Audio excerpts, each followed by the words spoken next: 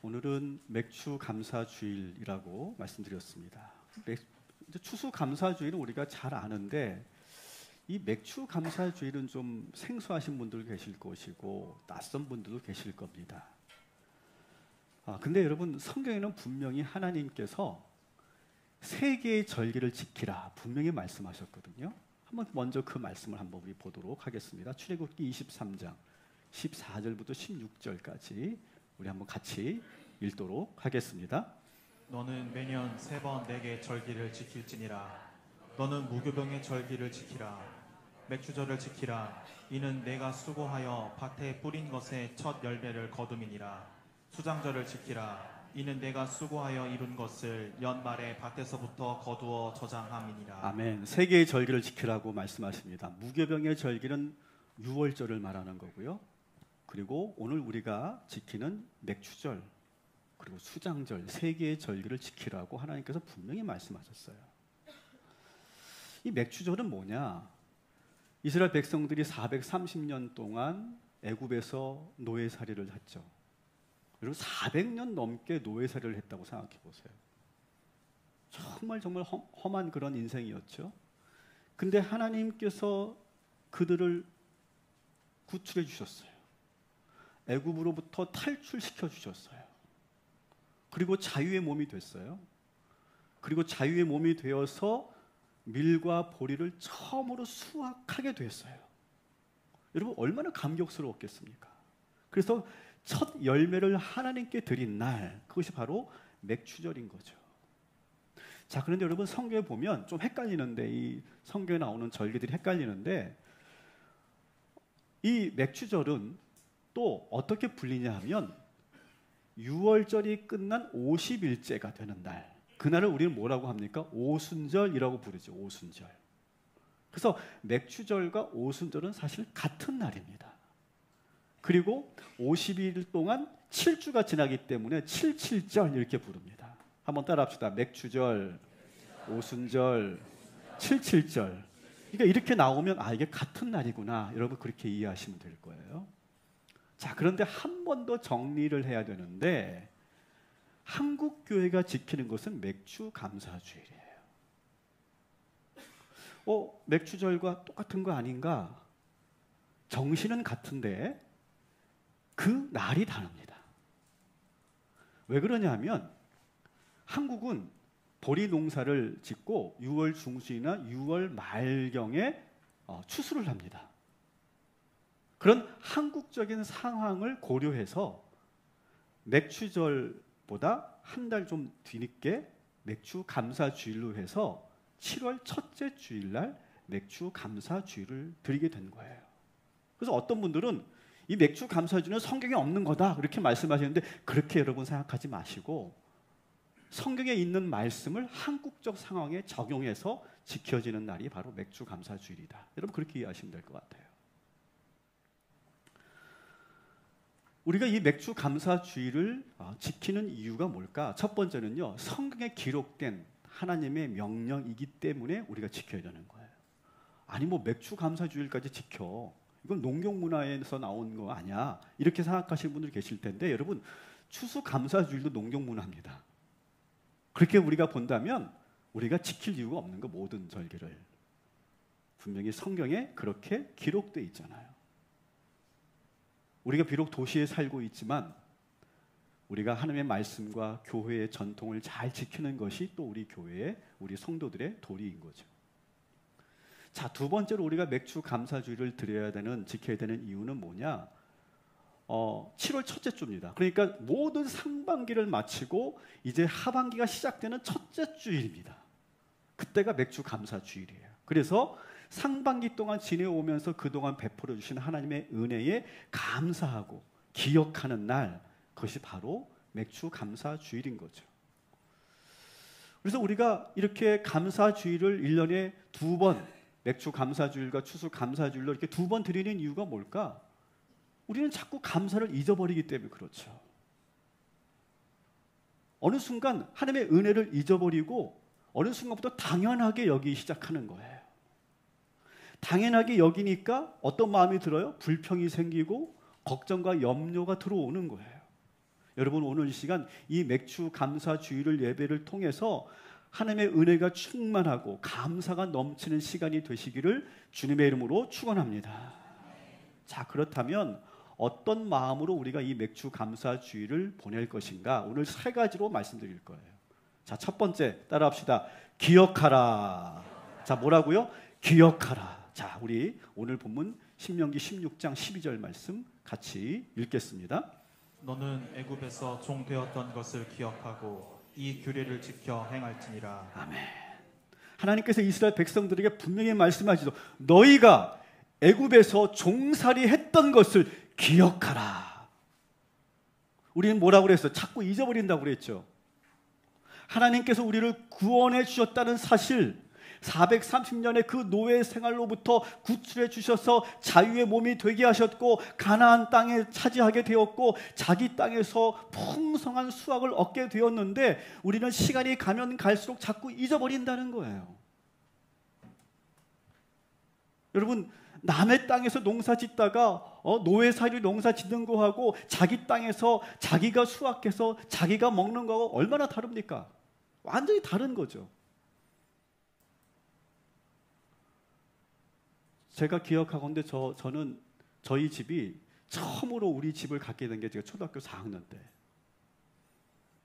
그 전에는 이렇게 셋방살이로 전전하면서 이렇게 살았었어요. 어느 때는 우리가 이렇게 쫓겨나는 경우도 있었고 또 주인 눈치 보면서 이렇게 살았던 때가 있었어요. 근데 처음으로 저희 집이 제가 초등학교 4학년 때 저희 집이 처음으로 집을 갖게 됐는데 뭐 우리 부모님들이야 당연히 좋으셨겠죠. 근데 저도 너무 좋더라고요. 막 집을 막 뛰어다니면서 막 너무너무 신나했던 기억이 있고 막 우리 부모님이 이제 계시는 방에 그 침대가 있는데 그 침대에서 막 뛰면서 막 좋아했던 기억이 있어요. 자기 땅에서 자기 농사를 져가지고 자기 수확을 하는 거 여러분 정말 기쁜 거죠. 근데 여러분 이스라엘 백성들이 시간이 가면 갈수록 이 감사가 당연하게 여겨지고 그리고 그 풍요로워지니까 하나님으로부터 더 멀어지기 시작하고 하나님의 은혜를 잊어버리기 시작하더라는 거예요. 저도 막 우리 집이 생겨서 너무너무 좋아했는데 이제 한 1년 지나니까 옆집에 친구가 이사 왔는데 그 친구의 집이 더 좋더라고요.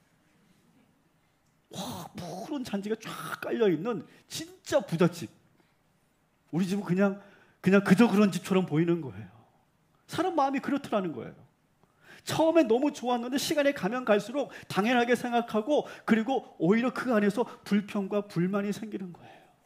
여러분, 우리가 뭘 기억해야 되냐 하면 우리가 정말 힘들고 괴로웠던 시간들, 그때 하나님께서 우리를 어떻게 꺼내주시고 어떻게 우리를 구원해 주셨는지 그 순간을 기억해내는 이 예배가 되기를 주님의 이름으로 축원합니다.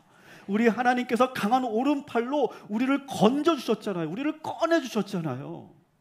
가난으로부터 꺼내주시고 위험으로부터 꺼내주시고 실직으로부터 꺼내주시고 실패로부터 꺼내주셨잖아요. 그 꺼내주신 우리를 탈출시켜주신 하나님, 그것을 기억하는 절기라는 거예요.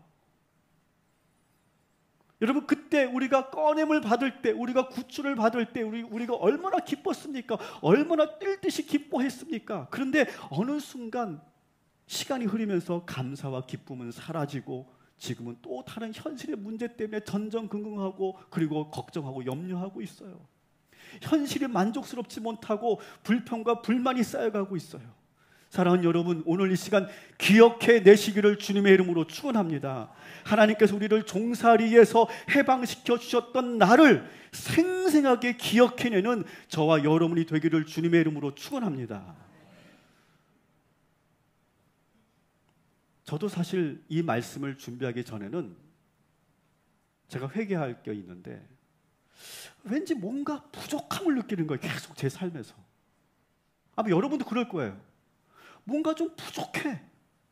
뭔가 좀 채워지지 않은 것 같고 뭔가 더 내가 해야 될 것 같고 막 그런 마음이 드는 거예요. 이게 현대인들이, 도시인들이 갖고 있는 그런 마음이죠. 그 마음이 병인 거죠. 근데 정말 없어서가 아니에요.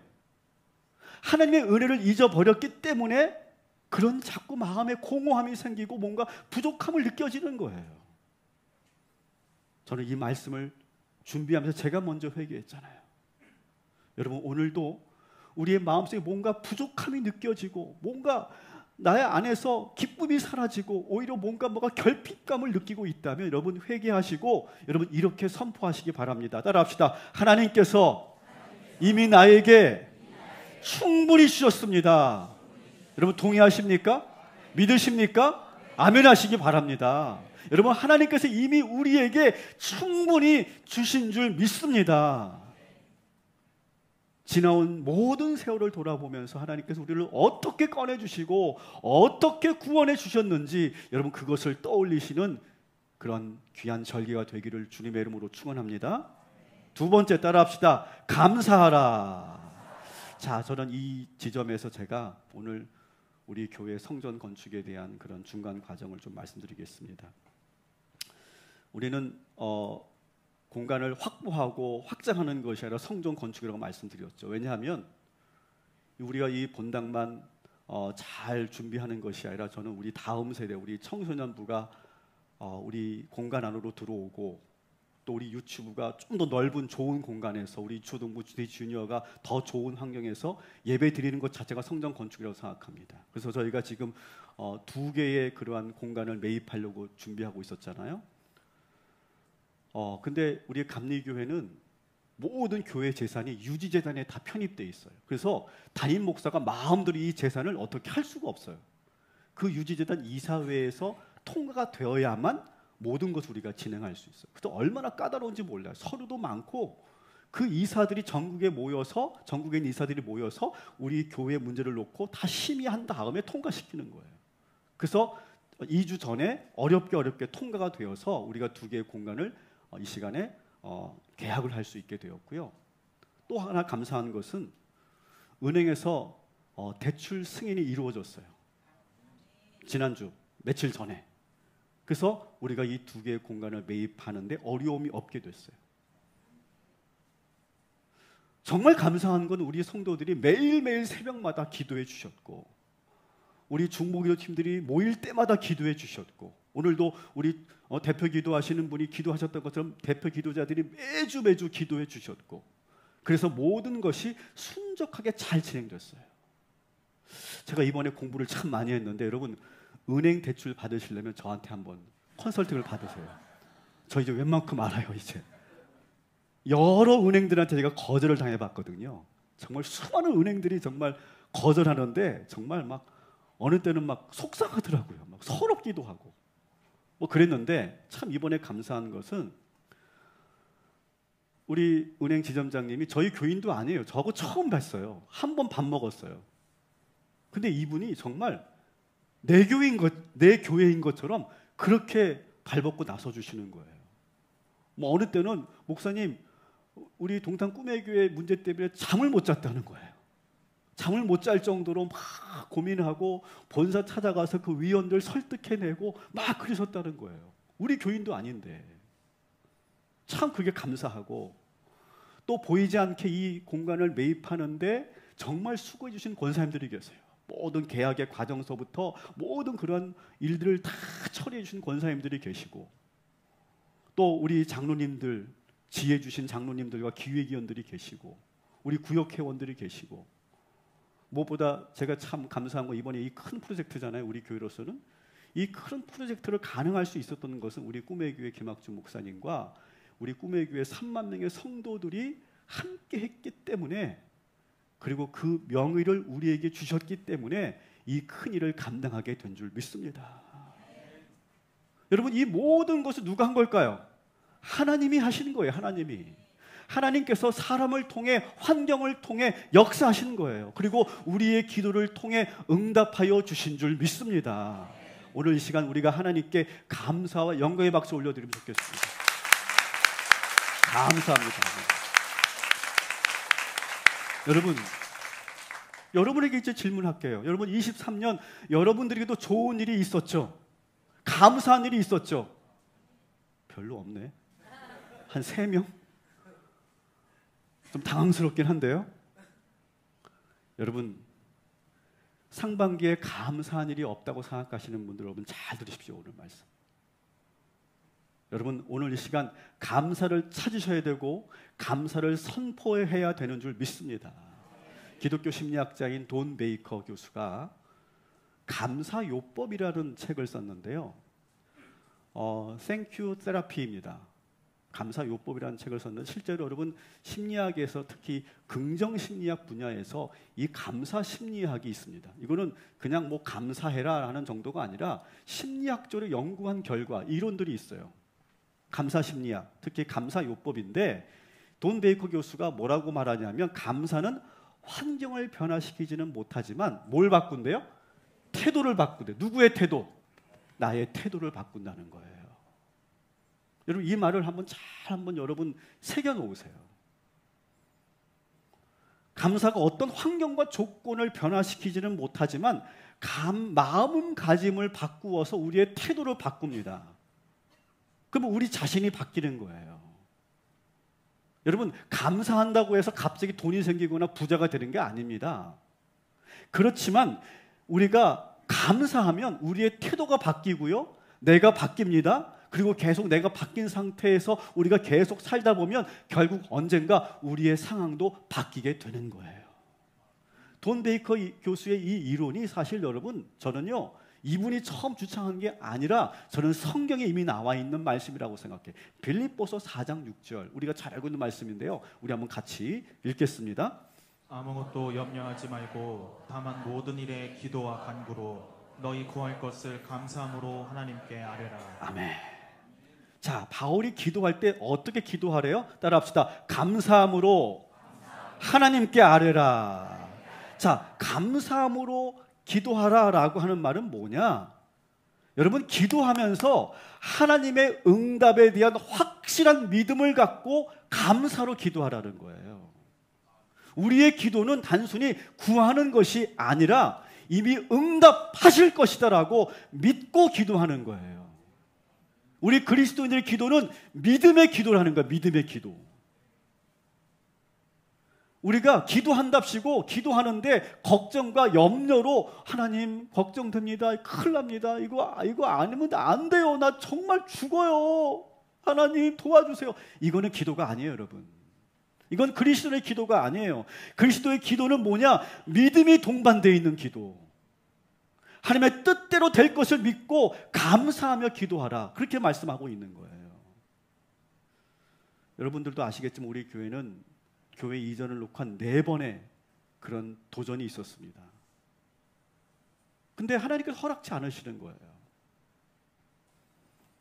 참 그럴 때마다 좀 솔직히 저는 낙심했어요. 이게 왜 안 될까? 왜 안 될까? 될 듯 하다가 안 되고 또 길이 막히고 또 변수가 생기고 막 그러면서 안 되더라고요. 근데 저는요 이 말씀을 붙잡았어요.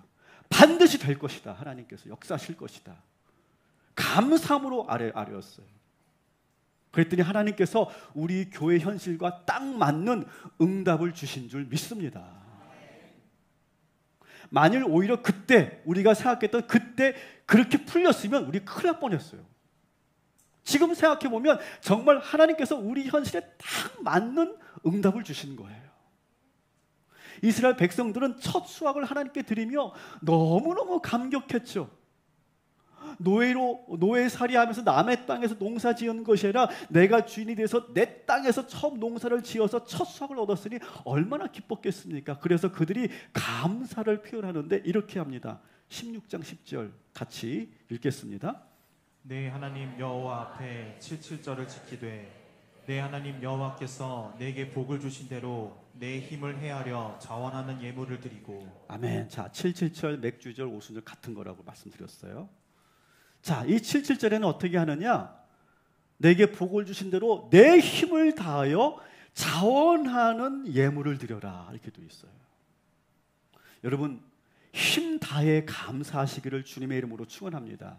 힘 다해 감사를 선포하시기 바랍니다. 힘을 다해서 여러분 감사를 선포하면 어떤 일이 일어나느냐? 우리 빌립보서 4장 이제 7절을 한번 같이 읽겠습니다. 너무 중요한 말씀인데요. 같이 읽겠습니다. 그리하면 모든 지각에 뛰어난 하나님의 평강이 그리스도 예수 안에서 너희 마음과 생각을 지키시리라. 자, 보세요. 이 본문을 잘 보세요. 자, 그리하면은 뭐예요? 그리하면 감사함으로 너희들이 기도하면, 감사함으로 아뢰면 어떻게 하신대요? 따라합시다. 하나님께서 나의 마음과 생각을 지켜주신다. 감사함으로 기도하면 우리의 생각과 마음을 지켜주신다. 아까 누가 한 말이에요? 돈 베이커가 한 말이죠. 감사하면 우리의 태도가 바뀐다. 우리의 생각이 바뀐다. 그렇게 돈 베이커가 말했죠. 이미 사도 바울이 얘기한 거고 이미 하나님께서 하신 말씀인 거예요, 여러분. 자, 그런데 한번 더 보여주세요.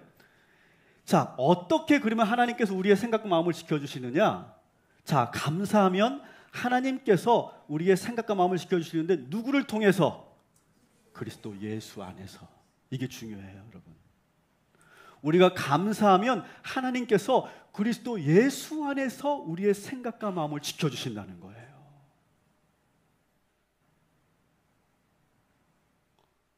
여러분, 돈 베이커가 그 책에서 또 기가 막힌 말을 하는데요. 자, 보세요. 감사하면 하나님께서 우리의 마음과 생각을 지키신다고 그랬잖아요. 그죠? 자, 그런데 여러분, 영어로 thanks, 이 thanks와 같은 어원을 가지고 있는 단어가 있는데 이게 뭐냐면 thinking이에요. 생각하다와 감사하다는 같은 어원이에요. 같은 어원에서 시작된 단어인 거예요. 자, 이 말은 결국 뭐냐? 따라합시다. 감사는 우리의 생각과 마음을 지켜줍니다. 여러분, 감사를 하는 순간 우리의 생각과 마음이 지켜진다는 거예요. 이걸 누가 얘기했다고요? 돈 베이커가 말했다고요? 아니에요. 하나님께서 하신 말씀이에요. 하나님께서. 이미 성경에 있는 말씀이라고요. 그저 학자들은 그것을 풀어 썼을 뿐이고 그리고 연구했을 뿐이지 이미 하나님께서 하신 말씀인 거예요. 여러분, 감사하면 하나님께서 그리스도 예수 안에서 우리의 생각과 마음을 지켜주시는 줄 믿습니다. 자, 이제 우리가 실습을 해봐야 돼. 실습. 자, 여러분들에게 감사 노트를 드렸어요. 자, 감사 노트를 꼭 쓰셔야 돼요, 여러분. 자, 볼펜 없으신 분들은 손을 드시고. 자, 감사 노트를 쓰시는데 어떻게 하느냐? 그냥 뭐 3개를 그냥 쓰라는 게 아니라 첫 번째는 뭐냐? 상반기 동안 가장 감사했던 거 하나 쓰세요. 가장 감사했던 거. 자, 두 번째는 뭐냐면 예를 들면 이런 거예요. 이번 뭐 4월 달에 차 한 대 샀어. 아, 기분 좋아. 근데 그게 하나님의 은혜라고 나는 고백하지 않았어. 그런데 아, 그게 하나님의 은혜구나. 연봉이 올랐어. 승진했어. 내가 열심히 노력한 건데 아니야. 하나님의 은혜지.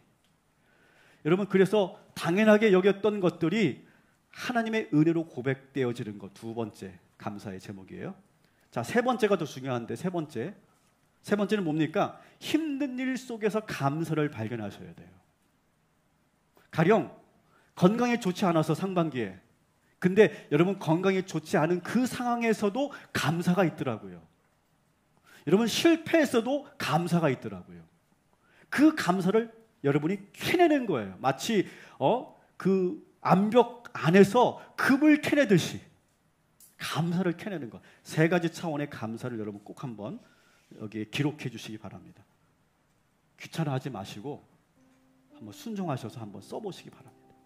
실제로 여러분이 하는 작업은 아까 돈 베이커 교수가 한 것처럼 감사 치료에서 실제로 하는 작업들입니다. 상담자가 내담자와 함께 감사 치료, 감사 요법을 사용할 때 하는 그런 실제적인 그런 방법 중에 하나입니다. 이것이 마음의 치유를 일으키고 회복을 일으키는 그런 결과가 나타난다는 것이죠. 자, 이제 저를 봐주시고요. 여러분, 이걸 뭐 여러분들이 다 집에 가지고 가시고 항상 성경책에 껴놓으시고 하는데 이거를 계속 보시는 거예요. 그러면 이 감사가 여러분의 생각과 마음을 지켜준다는 거예요. 그리스도 예수 안에서 여러분의 생각과 마음을 지켜주시는 이 감사의 이 노트를 여러분 간직하면서 여러분 오늘 우리가 함께 기도하는 시간 가질 때 이 3가지를 놓고 좀 더 구체적으로 기도하시기 바랍니다. 하나님께서 역사하여 주실 줄 믿습니다. 우리는 지금 맥주 감사 주일을 보내면서 어떤 마음으로 우리가 지켜야 되는지를 이야기 나누고 있는데, 자, 첫 번째 뭐였죠? 첫 번째가 기억하라. 두 번째가 감사하라까지 해서 감사하라. 자, 세 번째 뭡니까? 세 번째 따라합시다. 이웃과 함께 즐거워하라. 자, 오늘 본문 16장 11절 같이 읽겠습니다.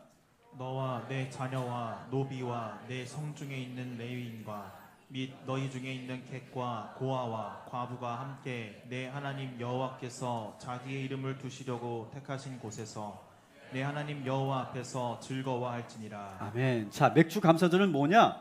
하나님 앞에서 이웃들과 함께 즐거워하는 절기예요. 자, 보세요. 이 본문을 잘 보시면, 자, 감사를 하는데 너와 내 자녀, 가족들끼리 감사하는 거 당연하죠. 그죠? 좋은 일이 있으니까 감사할 수 있죠. 그리고 성중에 레위인, 성직자, 다시 말하면 우리 교회, 우리 여기 목사가 있고 우리 성도들이 있고 가족들이 있으니까 우리끼리 감사하는 거, 그걸로 끝나면 안 된다는 거예요, 여러분. 뭐가 있어야 되느냐? 오늘 본문에 있는 것처럼 노예와 성중에 있는 객과 고아와 가부와 함께 뭐 하래요? 하나님 앞에서 즐거워하라. 이게 바로 맥주 감사 주일의 정신인 거예요, 여러분. 왜 그렇게 해야 되느냐? 너희가 종살이 했던 때를 기억하면서 이렇게 해야 된다는 거예요. 자, 그러면서 하나님께서 이 어려운 이웃들을 위해서 추수할 때 어떻게 해야 되는지를 가르쳐주고 있는데요. 신명기 24장 19절부터 22절까지 우리 같이 읽도록 하겠습니다. 내가 밭에서 곡식을 벨 때에 그 한 뭇을 밭에 잊어버렸거든. 다시 가서 가져오지 말고 나그네와 고아와 과부를 위하여 남겨두라. 그리하면 내 하나님 여호와께서 내 손으로 하는 모든 일에 복을 내리시리라. 내가 내 감람나무를 떤 후에 그 가지를 다시 살피지 말고 그 남은 것은 객과 고아와 과부를 위하여 남겨두라. 너는 애굽 땅에서 종 되었던 것을 기억하라. 이러므로 내가 내게 이 일을 행하라 명령하노라. 아멘. 19절에 보면 이렇게 돼 있죠. 이런 말씀이 있어요. 곡식을 벨 때 한 뭇, 한 뭇이 뭐냐면 곡식 한 단. 농부가 이제 곡식을 이제 벼를 베가지고 이제 한 단을 가져가는데 그걸 잃어버렸어. 그럼 다시 밭으로 가지 말라는 거예요. 그냥 두라는 거예요. 이웃들이 가져갈 수 있도록, 어려운 이웃들이 가져갈 수 있도록 그것을 그냥 내버려 두라는 거예요. 하나님께서 우리들에게 주신 축복을 흘려보내라는 거, 흘려보내라는 거. 애굽에서 종살이 했었을 때 우리가 가난하고 힘들었을 때가 있었던 것처럼 그때를 기억하면서 현재 어려움에 처한 이웃들을 돌아보라는 거예요. 이것이 맥주 감사절의 정신인 거예요. 그래서 공지해 드린 것처럼 이 감사주일에 드려진 헌금을 우리가 일부를 흘려보내려고 하는 거예요.